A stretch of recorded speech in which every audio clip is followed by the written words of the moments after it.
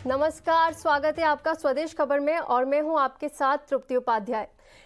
तो ओडिशा के बालासोर में हुए भयंकर रेल हादसे में मरने वालों की संख्या 260 के पार पहुंच चुकी है। अभी तक हादसे में 900 से ज्यादा लोग घायल बताए जा रहे हैं। पीएम मोदी ने बालासोर में दुर्घटना स्थल पर पहुंचकर जायजा लिया। पीएम मोदी के साथ केंद्रीय मंत्री धर्मेंद्र प्रधान और रेल मंत्री अश्विनी वैष्णव भी मौजूद थे। इसके बाद पीएम मोदी ने अस्पताल जाकर घायलों का हाल चाल जाना। इससे पहले आज पीएम मोदी ने रेलवे अधिकारियों के साथ समीक्षा बैठक की और हालत का जायजा लिया। दुर्घटना के कारण 39 ट्रेनें रद्द और 48 ट्रेनों के रूट बदल दिए गए हैं। दर्दनाक घटना के बाद रेलवे मंत्रालय ने पीड़ित परिवारों के लिए मुआवजे का ऐलान किया। मृतकों के परिजनों को 10-10 लाख आर्थिक मदद देने की घोषणा की गई है। गंभीर रूप से घायलों को 2-2 लाख रुपए, इसके अलावा मामूली रूप से घायल लोगों को 50-50 हजार रुपए देने की सहायता दी जाएगी। वहीं अस्पताल में घायलों से मिलने के बाद पीएम मोदी ने कहा कि हादसे के जांच के आदेश दिए गए हैं, दोषियों को बख्शा नहीं जाएगा। जो परिजन हमने खोए हैं वो तो वापस नहीं ले पाएंगे, लेकिन सरकार उनके दुख में, उन परिजनों के दुख में उनके साथ है। सरकार के लिए ये घटना अत्यंत गंभीर है। हर प्रकार की जांच के निर्देश दिए गए हैं और जो भी दोषी पाया जाएगा उसको सख्त से सख्त सजा हो,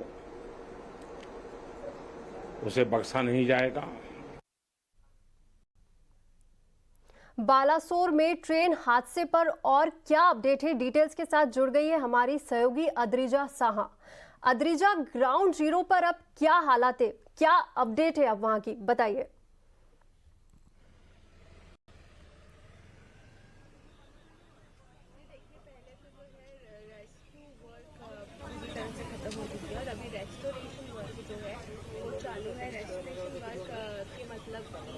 बड़े बड़े क्रेन जो है मंगाए जा रहे हैं ताकि जो डीरेल्ड हुए कोचेज है उनको हटाया जा सके और जल्द से जल्द एटलीस्ट एक ट्रैक जो है वो चालू कर दिया जाए।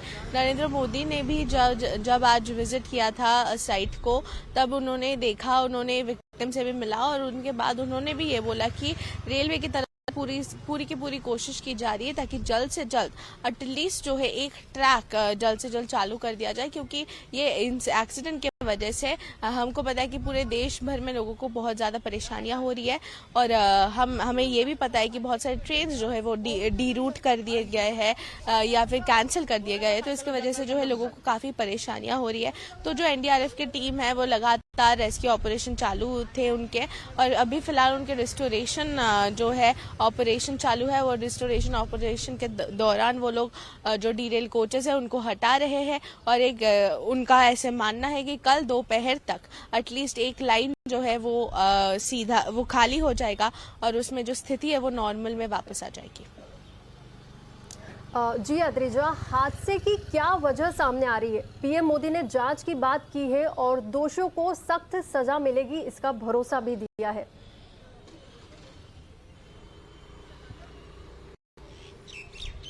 जी बिल्कुल, देखिए जो सिग्नलिंग का कुछ प्रॉब्लम बताया जा रहा है, जो प्रिलिमिनरी रिपोर्ट आई है जांच की, उससे कुछ मतलब ये बताया जा रहा है कि सिग्नलिंग का कुछ प्रॉब्लम हुआ होगा। उसके वजह से जो कोरोमंडल एक्सप्रेस है वो दूसरे ट्रैक में चली गई जिस ट्रैक में उसको नहीं जाना था और इसके वजह से जो है ये कॉलिशन हुआ। और उसके बाद ही दूसरी जो गाड़ी थी बैंगलोर और हावड़ा वाली एक्सप्रेस ट्रेन आ गई और आके फिर से टकरा गया। तो ये जो है बहुत ही एक बड़ी भयानक एक्सीडेंट में परिणत हुआ और बहुत सारे लोगों की जान गई और बहुत सारे लोग घायल भी है। तो जो प्रिलिमिनरी रिपोर्ट हमको यही पता चला कि थोड़ा सिग्नलिंग का कुछ प्रॉब्लम हुआ होगा, लेकिन डिटेल इन्वेस्टिगेशन के बाद ही सही से पता चलेगा कि एग्जैक्टली क्या हुआ था और किसके वजह से ये घटना घटी है। जी अद्रिजा, शुक्रिया इस पूरी जानकारी के लिए। आगे बढ़ते हैं। ग्राम पंचायत स्तर तक इंश्योरेंस पहुंच बढ़ाने के लिए इंश्योरेंस रेगुलेटर IRDAI ने गाइडलाइंस जारी किए हैं। गाइडलाइंस में बीमा वाहकों को इंश्योरेंस प्रोडक्ट के डिस्ट्रीब्यूशन और सर्विस को लेकर क्या निर्देश दिए गए हैं, बता रहे हमारे सहयोगी अनुराग। इंश्योरेंस रेगुलेटर IRDAI के द्वारा बीमा वाहक से जुड़ी गाइडलाइन जारी कर दी गई है और तमाम स्टेक होल्डर से सुझाव मांगे गए हैं। एक नया कॉन्सेप्ट लेके आया है बीमा वाहक का, जिसका मकसद है ग्राम पंचायत स्तर तक भी जो बीमा की पहुंच को बढ़ाया जाए, ज़्यादा से ज़्यादा लोगों को इंश्योरेंस के दायरे में लाया जाए और बीमा वाहक के द्वारा जो बेसिक इंश्योरेंस कवरेज दिया जाता है, health insurance, life insurance, property insurance और पर्सनल एक्सीडेंट कवर, वो बीमा वाहक के द्वारा दिया जाएगा। और ये जो बीमा वाहक होंगे वो उसी ग्राम पंचायत स्तर से जुड़े हुए लोग होंगे जो उस एरिया को समझते हैं, वहाँ के लोगों को समझते हैं, उनकी नियुक्ति की जाएगी। और एक बीमा वाहक जो है वो एक इंश्योरेंस कंपनी के साथ जुड़ा हुआ हो सकता है, एक जनरल इंश्योरेंस कंपनी के साथ और एक स्टैंड अलोन इंश्योरेंस कंपनी के साथ जुड़ा हो सकता है।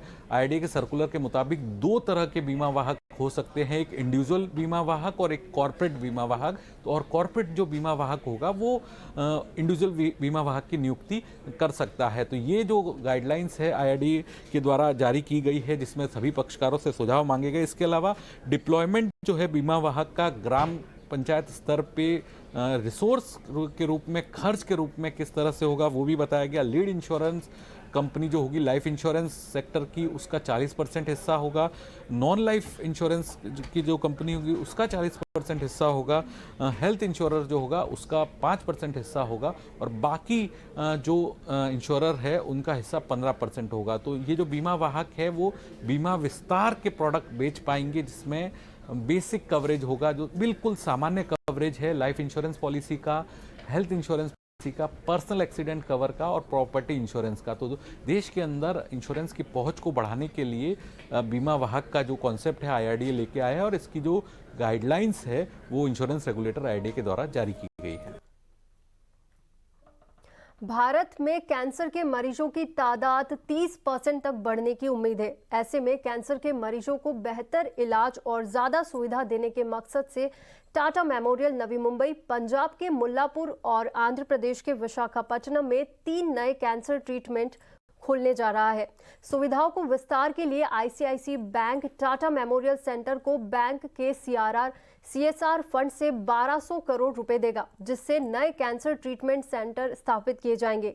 इस नई पहल को लेकर टाटा मेमोरियल सेंटर के डायरेक्टर से बात की हमारे सहयोगी अनुराग शाह ने।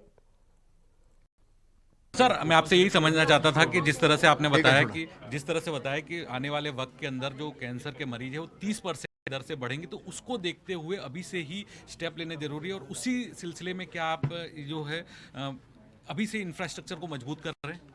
ये जो इंफ्रास्ट्रक्चर बन रहा है ये इन एंटिसिपेशन जिनको ट्रीटमेंट नहीं मिल रही है उनको, और इन एंटिसिपेशन की जो नंबर बढ़ेंगे ये भी उसमें तय काउंट किया गया है, जिससे हम अगले 10 या 15 साल के लिए जितना भी नंबर बढ़े हम तैयार हैं उसे ट्रीटमेंट के लिए। सर, तो क्या जो मुंबई के अंदर कितने मरीज आते हैं और उसको क्या आप ये कोशिश कर रहे हैं कि जो टाटा मेमोरियल के अलग अलग देश के हिस्सों में हॉस्पिटल्स है वहाँ पर ही कैंसर के मरीज आए और उनका इलाज जो फर्स्ट स्टेज पे वहीं हो पाए?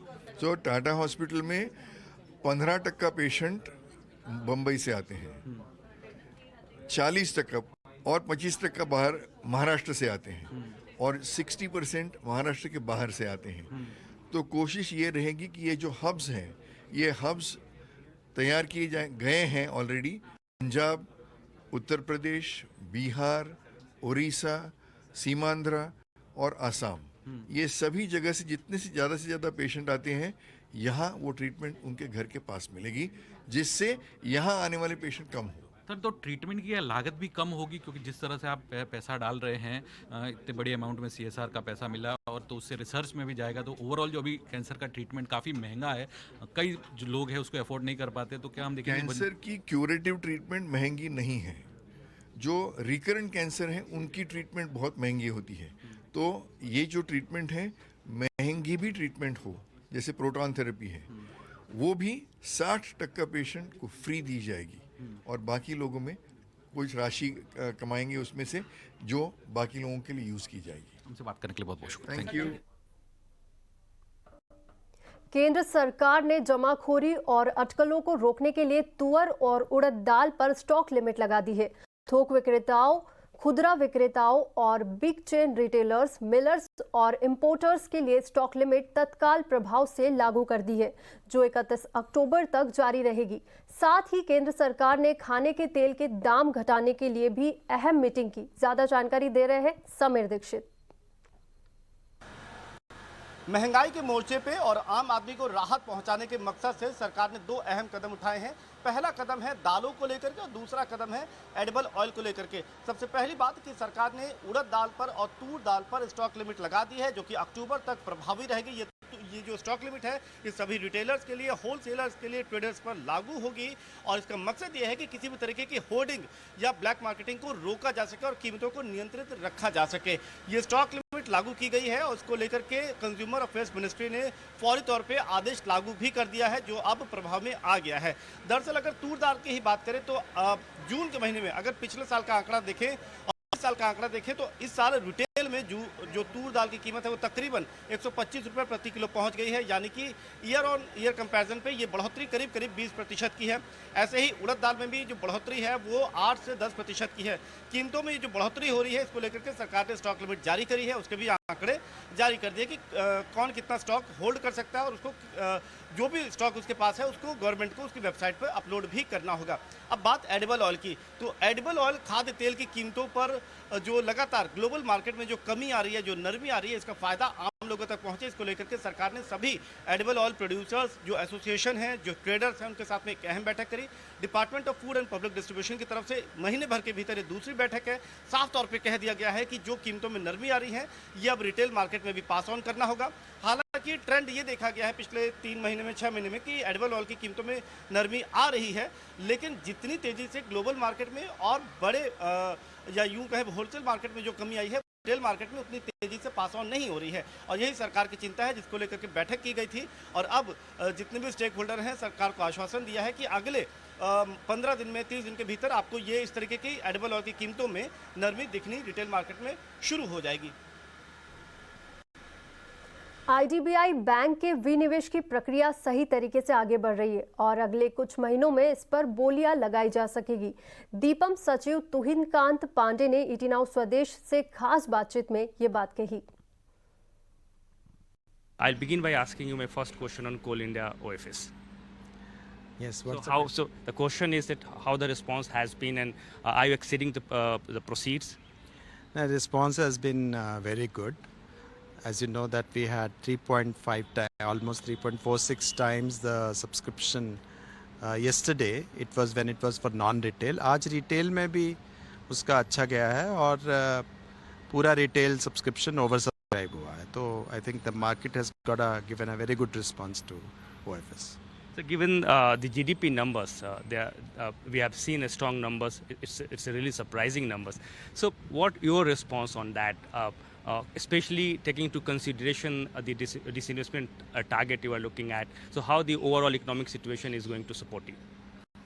The overall economic situation बहुत अच्छी है। तो पिछला जो ग्रोथ है वो भी एक्सपेक्टेशन से ज़्यादा ग्रोथ दिखा रहा है। इस साल भी ग्रोथ के पूरा मोमेंटम है। तो जब भी ग्रोथ बढ़ती है और इन्फ्लेशन पे चेक रहता है तो इकोनॉमी के लिए अच्छा होता है।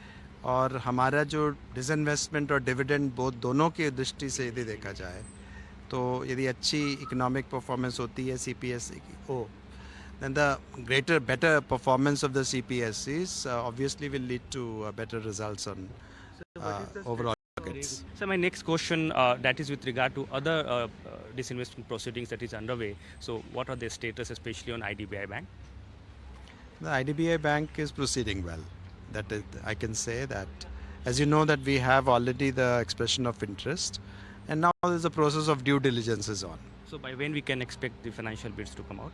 It'll take some time, a few months down the line, yes. And the issue that is with regard to BEML, since it is a listed company now, so by when we can expect financial bids to come out? Well, let's see. You know, we will wait for the full sort of sorting out of the last mile issues, particularly on land, for the BLAL, जिसमें I think government of Kerala say the things have been sorted, but government of Karnataka say some things are being sorted. And on the issue of Shipping Corporation of India, That is, as you know, the demerger order is out, and now they're getting it ready for listing.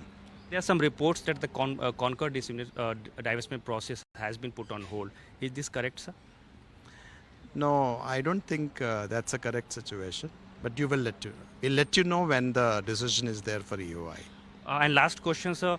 Overall, taking all into consideration, what is your expectation and target that you are going to complete the overall transaction in this financial year? I think we are whatever transactions. It's a pipeline, which is an ongoing pipeline, and it's proceeding all right in terms of different transactions. As you know that we have got IDBI Bank transaction, NMDC Steel transaction. We have got Shipping Corporation of India, BEML, HLL Lifecare, and PDIL. These are the strategic disinvestment transactions, and of course there are others. And in addition, we have dividend from the CPSCs. Put together, we have a target of 94,000 crore. So we hope that we will proceed well in this year. दुनिया की तीसरी सबसे बड़ी economy और रक्षा क्षेत्र में भी आत्मनिर्भर बनने के लक्ष्य की ओर तेजी से बढ़ते कदम, इससे पूरी दुनिया में भारत की पहचान और मजबूत हुई है। ये बात रक्षा मंत्री राजनाथ सिंह ने इंडिया इकोनॉमिक कॉन्क्लेव में कही। उन्होंने कहा, देश का घरेलू डिफेंस प्रोडक्शन 1 लाख करोड़ रुपए के पार निकल चुका है।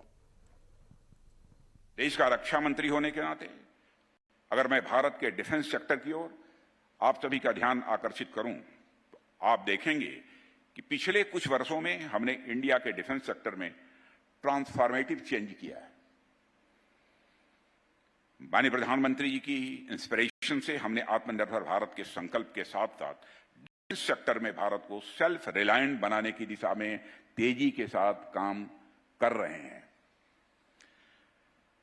हम पहली ऐसी सरकार है जिसने हथियारों के आयात यानी इंपोर्ट के लिए खुद पर ही प्रतिबंध लगा दिया।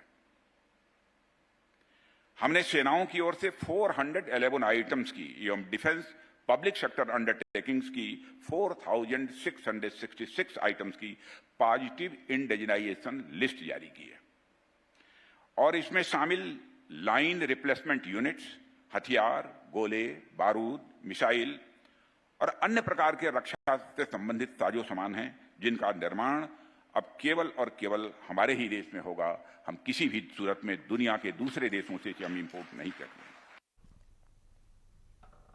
देश में 5G रोल आउट को लेकर क्या स्थिति है, साथ ही आगे टैरिफ रेट में और कितनी बढ़ोतरी हो सकती है, इस पर भारतीय एंटरप्राइजेस के वाइस चेयरमैन और एमडी राजन भारती मित्तल से हमारे सहयोगी सुमिता करीर ने बातचीत की। आपका प्लान था 5G एरियाज को, अर्बन एरियाज को सारे कवर करने का बाय मार्च 2024, उस पर क्या प्रोग्रेस है एंड ये टारगेट मीट हो जाएगा या इससे पहले आप कवर कर पाएंगे? 5G का रोल आउट बहुत जल्दी से हो रहा है और मैंने जैसे कहा कि 4000 सिटीज़ में हम ऑलरेडी रोल आउट कर चुके हैं, कस्टमर्स लाइव हैं और हमारा रोल आउट जिस तरह हो रहा है इस साल दिसंबर और जनवरी 24 जैसे आपने कहा, हम सारा इंडिया जितना कवर करना है 5G पे कवर करेंगे। जनवरी 24 पे आपने बोला। सर मैं एक क्वेश्चन आपके सेशन से रिलेटेड भी पूछूंगी। काफ़ी AI की बातें हो रही थी कि AI एक नियर एक्सटिंक्शन इवेंट तक ले जा सकता है ह्यूमैनिटी को, बट जॉब्स भी कट हो रही हैं। बट आई थिंक आपने एक बहुत इंपॉर्टेंट पॉइंट रेज किया कि AI से जॉब्स भी क्रिएट हो रही हैं, तो एक तो उसके ऊपर आपका व्यू चाहिए और दूसरी चीज़ ये है कि AI को टेलीकॉम इंडस्ट्री किस तरीके से यूज़ करेंगे? देखिए AI में अभी जो विषय है इस पर चर्चा है, एक्सपर्ट्स जो ग्लोबल एक्सपर्ट्स हैं, इंडियन एक्सपर्ट्स हैं, उस पे इस विषय पे चर्चा कर रहे हैं। हमें थोड़ा और देखना पड़ेगा कि इसमें क्या हो सकता है, पर जो हम इसको फॉलो कर रहे हैं, रेगुलेशन ज़रूर होना चाहिए क्योंकि AI एक डिस्ट्रप्टर भी होगा। उस पे भारत सरकार भी उस पे चर्चा कर रही है, ग्लोबल चर्चा भी हो रही है और हमारा मानना है कि AI जॉब्स क्रिएट भी करेगा। इंडस्ट्रीज जो कि नॉलेज बेस्ड इंडस्ट्रीज हैं, टेलीकॉम की यूजेज भी होगी, हमें देखना पड़ेगा कैसे हम उसको इंटरकनेक्ट कर पाएंगे, पर आने वाले वक्तों पे इस विषय पे और चर्चा होगी। सर एक क्वेश्चन मैं आपसे पूछना चाहूंगी कि एआई को जो स्पैम कॉल्स या फ्रॉड मैसेजेस के लिए कैसे रोका जा सकता है। आपकी कॉन्वर्जेशंस भी हो रही हैं telecom regulatory authority of India से और ये बहुत बड़ा इशू है यूजर्स के लिए, तो क्या कुछ कंसल्टेशंस का अभी नतीजा निकला है? काफी हद तक शायद रुक भी गई हैं, बट किस डायरेक्शन में वो जा रहा है अभी? नहीं, हम भी मानते हैं कि कस्टमर जो हमारे कस्टमर हैं उनको कोई स्पैम कॉल ना जाए, स्पैम मैसेज ना जाए, कोई फिशिंग ना हो, हम भी मानते हैं ये। तो उस पर चर्चा के अलावा उस पर काम चल रहा है। दोनों रेगुलेटर हम जो टेलीकॉम कंपनीज हैं उसमें रोज़ उस पर चर्चा करते हैं, बैठते हैं। कोई ये नहीं चाहता कि कस्टमर को इस तरह की कॉल जाए जो कि कस्टमर की ज़रूरत नहीं है, तो उस पर काम चल रहा है। आखिरी के 2 क्वेश्चंस मैं आपसे पूछना चाहूंगी। एक तो ये कि टेलीकॉम रेगुलेटरी अथॉरिटी के बारे में हम बात कर रहे हैं, तो कुछ शिकायतें भी गई है कि प्रेडेटरी प्राइसिंग है, क्योंकि टैरिफ्स अभी इंडिया में वन ऑफ द लोएस्ट हैं पूरे वर्ल्ड में अगर आप टेलीकॉम की बात करें, और वो इसलिए भी क्योंकि एक्सपेंशन चाहते हैं हम लोग इंटरनेट का। आप उस पर क्या बोलेंगे जो ये एलिगेशंस लगते हैं प्रेडेटरी प्राइसिंग? उसका हम जवाब दे चुके हैं, रेगुलेटर के पास है हमारा जवाब, तो रेगुलेटर को डिसीजन लेना है। Will wait, we are engaged in talks with the regulator. आपके जितने भी रिजल्ट्स आए हैं अभी जो Q4 के आए हैं, EBITDA, profit, revenue all up, but I think एक कंसर्न है जो ओवरऑल इंडस्ट्री में है वो यही है कि एवरेज रेवेन्यू पर यूजर और वो लो कॉल रेट्स की वजह से है। तो उसको आप कैसे टैकल करेंगे और क्या हम फ्यूचर में देख सकते हैं कि टैरिफ हाइक्स होंगे? नहीं, हमारा मानना है कि आरपू इंडिया में सबसे लो है और आरपू थोड़ा बढ़ना चाहिए। नज़दीकी टाइम पे इसको 200 रुपये पे जाना चाहिए और इवेंचुअली इसको 300 रुपये पे जाना चाहिए। उस पे इंडस्ट्री का भी ये व्यू है और आहिस्ता आहिस्ता इसको हमें देखना पड़ेगा। जिस तरह की कंजम्पशन है तो आरपू बढ़ना चाहिए, क्योंकि इंडस्ट्री भी हेल्दी रहनी चाहिए। अगर टेलीकॉम नेटवर्क एक्सपेंशन होनी है, टेक्नोलॉजीज पे इन्वेस्टमेंट होनी है, तो उसके लिए इंडस्ट्री को भी तो हेल्दी रहना चाहिए। तो हमारा मानना है कि आरपू कम है, ये 200 और 300 रुपये के बीच आरपू होना चाहिए। तो फिलहाल स्वदेश खबर में इतना ही। ET नाउ स्वदेश पर खबरों का सिलसिला जारी रहेगा।